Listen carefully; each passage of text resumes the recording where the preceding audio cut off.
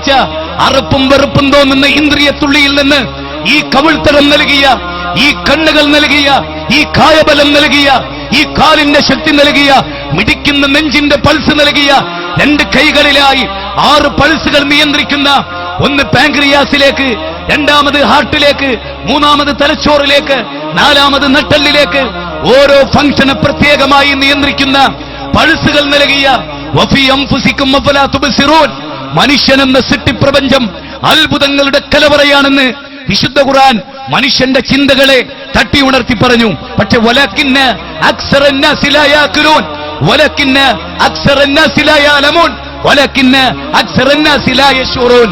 മനുഷ്യരിൽ ഭൂരിപക്ഷം ആളുകൾ നന്ദി കാണിക്കുകയില്ല. മനുഷ്യരിൽ ഭൂരിപക്ഷം ആളുകൾ ചിന്തിക്കുകയില്ല. തിന്നുന്നോ ഭക്ഷണത്തെക്കുറിച്ച് ചിന്തിക്കാൻ തൊണ്ടയിലൂടെ, തൊണ്ട വരളുന്ന സമയത്ത് ഒരു നല്ല തണുത്ത കിണറിലെ വെള്ളം കിട്ടി അത് ചുണ്ടിൽ വെച്ച് അത് തൊണ്ടയിലൂടെ ഇറങ്ങുമ്പോ അനുഭവിക്കുന്നൊരു ആസ്വാദനയില്ലേ?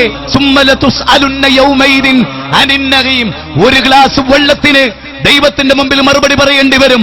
വൈദ് തഅദ്ദന റബ്ബുക്കും ലൈൻ ശകർതും ലഅസീദന്നകും വലൈൻ കഫർതും ഇന്ന അദാബി ലശദീദ്. 14-ാം അധ്യായം സൂറത്ത് ഇബ്രാഹിം 7-ാമത്തെ വചനം.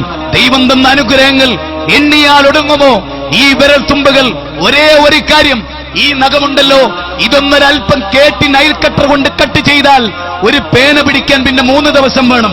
ഒരു പേന പിടിക്കാൻ ഈ നൈൽ കട്ടർ ഉണ്ടല്ലോ, അതുപയോഗിച്ച് ഈ നഖമൊന്ന് അല്പം കേട്ടി വെട്ടിപ്പോയാൽ അവിടെ ഒരു ചോരപ്പാട് കാണാം. അത് പിടിക്കാൻ കഴിയില്ല. എന്തൊരു വേദനയാണതിന്. ഈ നഖത്തിന്റെ പ്രാധാന്യം ഒന്നുകൂടെ പറയാം.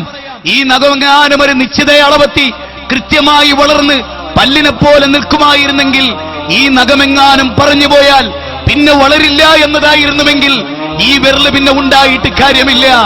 ഈ വിരല് കൊണ്ട് പിന്നെ പ്രയോജനമില്ല. ഒരു നഖത്തിന് പോലും പടച്ചതമ്പുരാൻ നൽകിയ സൗഭാഗ്യത്തെ കുറിച്ച് ഓർക്കുമ്പോ നിന്റെ 360 സന്ധികളോട് നന്ദി കാണിക്കാൻ മനുഷ്യ നിനക്ക് സാധിക്കണം. വൽആദിയാതി ലബഹ ഫൽമൂരിയാതി ഖദഹ ഫൽമുഗീറാതി സുബഹ ഫഅസർന ബിഹി നഖഅ ഫവസത്ന ബിഹി ജംഅ ഇന്നൽ ഇൻസാന ലിറബ്ബിഹി ലകനൂത് വഇന്നഹു അലാ ദാലിക ലശഹീദ് വഇന്നഹു ലിഹുബ്ബിൽ ഖൈരി ലശദീദ്. വല്ലാത്ത വാക്കാണ്.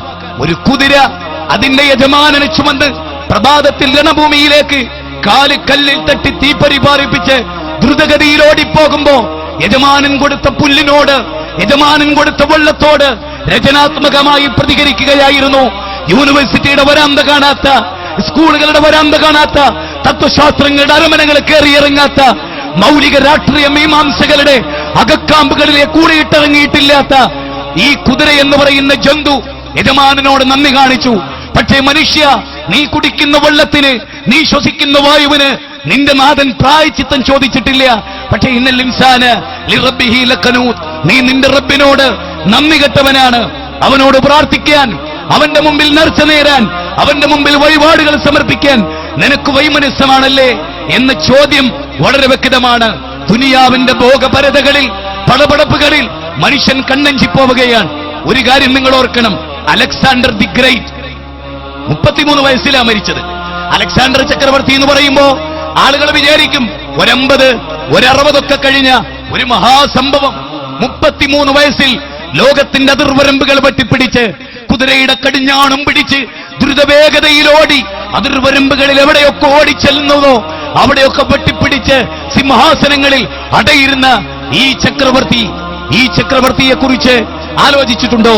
അലക്സാണ്ടർ മരിക്കുന്ന തൊട്ടു മുമ്പായി അദ്ദേഹത്തിന്റെ അനുയായികളോട് പറഞ്ഞു, ഞാൻ മരിച്ചാൽ എന്റെ ശവമഞ്ചം ചുമക്കേണ്ടത് നിങ്ങളാരുമല്ല, എന്റെ കുടുംബക്കാരല്ല, ഉത്തരവാദിത്തപ്പെട്ടവരല്ല, പിന്നെ ആരാ? എന്നെ പരീക്ഷിച്ച, എന്നെ